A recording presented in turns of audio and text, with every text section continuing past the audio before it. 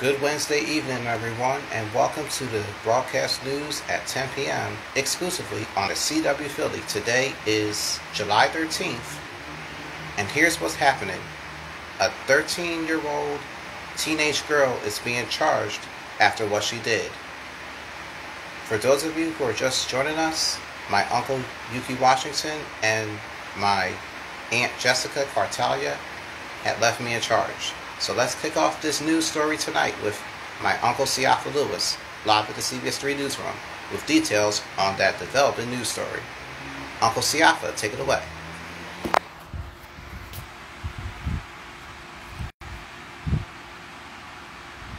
What looks like a male has a cone in his hands. He winds up and throws it at Mr. Lambert. What looks like a female then can be seen picking up that same cone, and she throws it at Mr. Lambert as well. Lambert, who has twice been hit at this point, walks away, but the same person who threw the cone at him last picks it up and runs after him off screen. It initially started with the children being at the park, seeing Mr. Lambert at the park, and just wanted to interact with him, wanting to laugh and joke at his expense. And unfortunately, it escalated to a point that it never should have. My goal is to get her into school and into the juvenile assistance. Statutorily, the government, the district attorney has to charge her as an adult, given the charges. So I don't know whether that's the goal moving forward. Lambert died a day after that brutal attack. There is no word tonight on when the 14-year-old girl will appear in court or on whether or not she's been transferred to a juvenile detention facility. That's just downright disrespectful to see things like that. Uncle Siafa, thanks very much.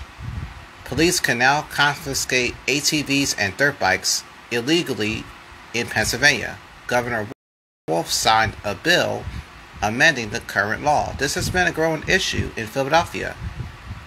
So, be careful riding in the city of Philadelphia, folks. Let's take a look at the forecast right now. A warm night, but not humid, as CBS 3 takes you to the Benjamin Franklin Parkway this evening. The heat returns tomorrow. Here's my Aunt Kate with her first look on tonight's forecast. Auntie Kate? Mid-July to late July, advertised in the upper 80s, and that's where we'll be pretty much every day through the rest of the weekend into the weekend. Right now, it's still 84 degrees. Dew point's a little bit higher than they were earlier today. Dew point's have now risen back to the upper 60s, so it is pretty sticky out there. Feels like 87 degrees. When it feels like temperature of 87 degrees at 10 o'clock at night, you know you're going to need the air conditioner or the fan to get you through. We do have a couple of showers that have fired up, mainly across the Lehigh Valley. These storms we were watching down in the Maryland, Virginia is moving through this evening. So overnight, those will fizzle. Skies will clear by tomorrow morning. We wake up to sunshine, and tomorrow looks like a beautiful day. Here's what we're tracking. Again, a typical July stretch as we head through the end of the weekend into the weekend. Nothing more than just a couple of spotty storm chances. In fact, tomorrow and Friday look pretty quiet. Saturday looks to bring a slightly better chance of a thunder shower, but then it does become more active late Sunday, but especially early next week, Monday.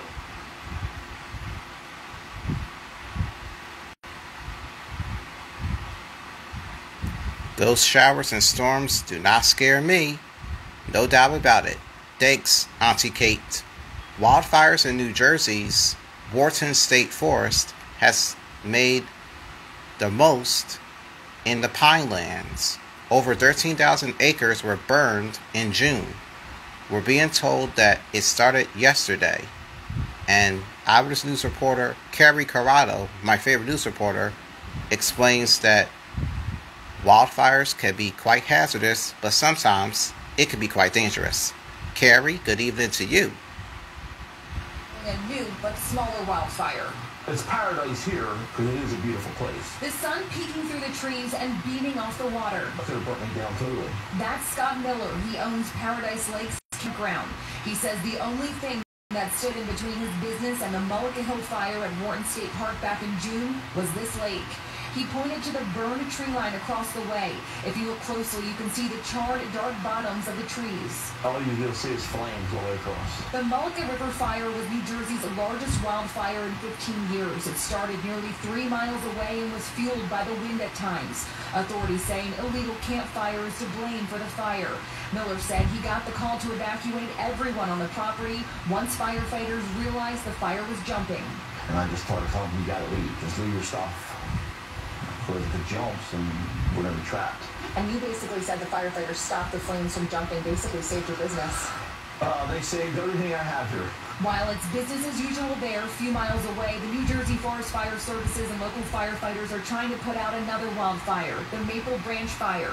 It's off of Maple Branch and Bulltown Road. It's 100% contained. Every time you hear fire, the first thing you think is they're coming our way. Like the other night, when I heard that fire, everybody's texting me. Miller says he will never be able to thank the firefighters enough for saving his life, those at his campground, and keeping his business intact. I'm very fortunate. Very fortunate. But I had a lot of support, too. Miller also says that forest fire crews are still coming by to check for hot spots to make sure everyone is safe moving forward. It's like Smokey the Bear always says, only you can prevent wildfires. A Starbucks store in Center City says it's closing because of safety concerns. Other businesses will continue to follow suit. Hours News explains that there's been an increase of incidents like the one on 10th and Chestnut, and we're being told that the future of Starbucks is definitely baffling for some people.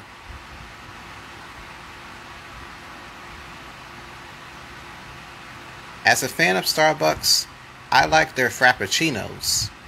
They're pretty yummy to try, day and night. The coffee chain says the employees will be transferred to other locations once the store closes on the last day of July. Now police are investigating what they describe as a strategic luxury car theft ring hidden in neighborhoods across the region. Home surveillance cameras that you see on the screen explain that it all happened Tuesday morning. One person stole a Mercedes, one person stole a Porsche, one person stole a Bentley, and one person stole another type of car. And all that took place in Avalon, New Jersey.